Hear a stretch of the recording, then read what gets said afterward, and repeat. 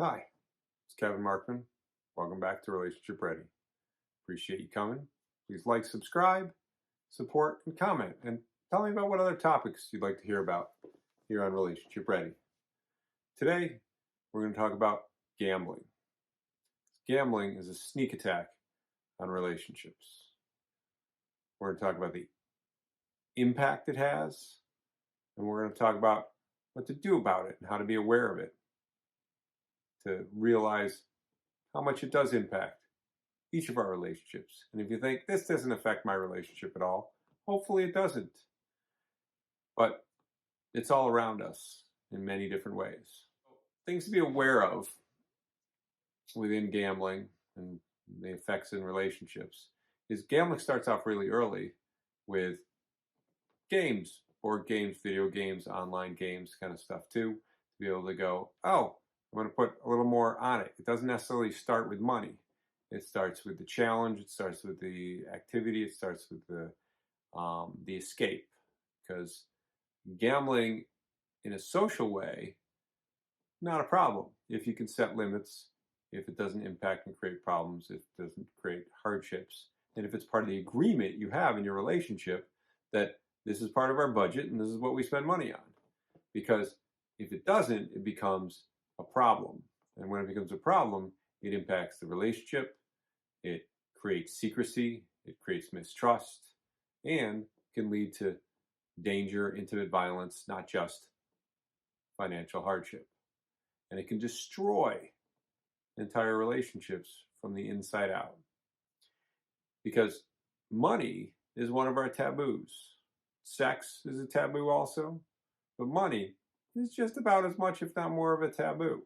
So admitting you have a problem with gambling is sometimes harder than admitting you have a problem with sex, which can be pretty hard for most people. In order to be able to help, first you have to be aware.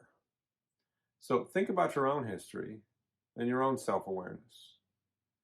What is your gambling history? When you think about casinos, when you think about poker, when you think about cards, when you think about online kind of stuff, Candy Crush, competing with each other. That's an escape or a thrill. Because we need the thrills, we need the escape, but we need it in moderation. When the thrill becomes the thing that we get dopamine from in our brains, then we stop getting as much dopamine and support and excitement from our relationship. We start to rely on whatever the other thing that gives us dopamine is, and if that's cards, if that's online gaming, if that's playing your phone game that you have been playing forever of Words with Friends, then if that's the thing that pops your dopamine in the same way that a like on your Instagram or your Facebook page gives you, or your TikTok page, we start to rely on that as our escape and as our dopamine. And when we escape into online media, into gambling, into casinos, we run away from our relationships. It's a very isolating experience. You may have your people that you gamble with, but those are your gambling people. Those are the people you know, just like they'd be your drinking buddies if that's who you go to the bar and you see your drinking buddies. But you don't hang out with your buddies outside the bar. They're just drinking buddies. You don't hang out with your poker buddies or your online friends on Words with Friends in other situations. They're just your friends for your gaming. And gaming starts really early. Starts little, with very little kids. The threshold where it comes over is when it becomes less social with each other and more isolating. And once it becomes isolating, it leads to more isolation. It leads to more need to be able to chase that dragon to get that dopamine. So we need to be aware of the thrills and the escapes in ourselves and in our partners and in our relationships. What gives us excitement? Talk about those things. Make sure there's not a taboo. Maybe it's gambling. Maybe it's picking up a uh, ticket at the gas station to be able to see if you won the $1 billion lotto this week. And maybe it's an intimate way in which you're touched by your partner that gives you excitement. But if we don't feel comfortable and communicate about the things we feel might be taboo, or we're just keeping to ourselves and have some sort of embarrassment or shame about, those are the things that lead to problems. It's important to have boundaries and have like, this is my time or my thing, or I just go stop at this park and read a book for a little while, or play my game for 10 minutes at a park. That might be your thing, but if you're embarrassed or ashamed to share that, or feel like you're going to get caught doing that, then that can lead to the problems.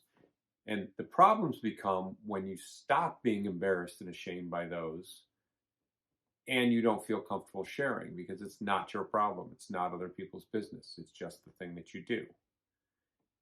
Because you go through that embarrassment and shame and get desensitized to it. And when you're desensitized to gambling, you are desensitizing your relationship because you're more connected with the gambling than you are to your relationship. And that's what leads to disconnection in our relationships. How do you manage that? Keeping your boundaries, being able to stick to, not prove to yourself that, oh, I'm only going to spend this much money, or, oh, I'm only going to put this much in the budget this month with our mutual budget together. It's the maintaining boundaries and going, this is what works for us in a healthy relationship. This is what we have a budget for. This is what we're okay with. This is how much enjoyment we get out of it. And maintaining that in a relatively routine way is creating boundaries, both for yourself and in your relationship, to be able to maintain some sort of social, supportive, healthy activities, which might include gambling in your relationship. In order to do that, you need to be actively communicating, actively listening, and supporting each other in, this is a hobby, this is an activity, or this is the thing I like to do online. And be able to go, make sure it's not taking time away from other things that are more important for yourself and for your relationship. And if their priorities are in order, and that's important to maintain the priorities for yourself and for your relationship, then there's not going to be conflict or problems. But as soon as those priorities are out of whack, that's when the conflicts and the distrust and the secrecy and the isolation starts to happen. So be aware of that. And then work towards creating healthy boundaries where you can do stuff in moderation, where you can communicate effectively about it without embarrassment or shame, or without proving yourself or to yourself or to your partner that it's okay. And continuing to be aware of the risks. And if you do fall over the edge and fall off the wagon, because it is a problem, then being able to come back in partnership without the shame or guilt of being able to go, I slipped, I have a problem, it's a mistake, I've gone off of my work, and going into recovery and supporting recovery of both recovery and codependence if it's that much of a problem. If it's not that much of a problem, then it's a communication issue, and it's a shared resources issue. Being able to go, it's okay to talk about money, it's okay to talk about what we do with it, it's okay to budget, it's okay that you spend your money doing this and I spend my money doing this, and we don't take away from what each of us enjoys, pleasures, and needs for essential survival and for our bills.